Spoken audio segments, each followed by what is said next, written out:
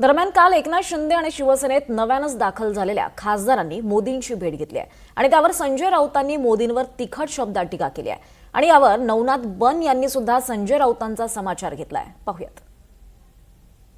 त्यांनी दिल्लीमध्ये त्यांच्या निवासस्थानी एक केटरिंगचा उद्योग सुरू केला. Catering service.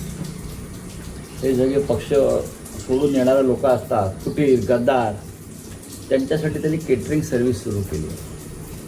हे गद्दार लोक जमवतात, त्यांना चहाला बोलवतात, जेवायला बोलवतात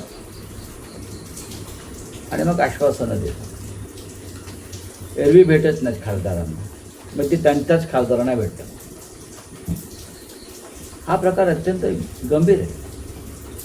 देशाच्या पंतप्रधानांनी अशा प्रकारे पक्षपाती वर्तन करावं.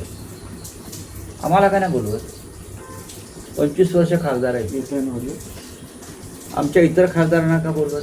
पंतप्रधान नरेंद्र मोदीजी हे सातत्यानं खासदारांना भेट असतात, विरोधकांना भेटत असतात आणि प्रत्येक पक्षाच्या खासदारांना वेळ देऊन त्यांच्याशी चर्चा करतात.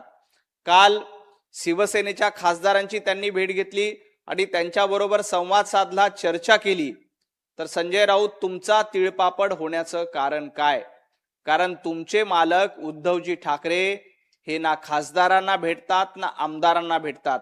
मातोश्रीचे दरवाजे हे कार्यकर्त्यांसाठी तर बंद असतातच, परंतु आपल्या खासदारांसाठी देखील तुम्ही बंद ठेवता.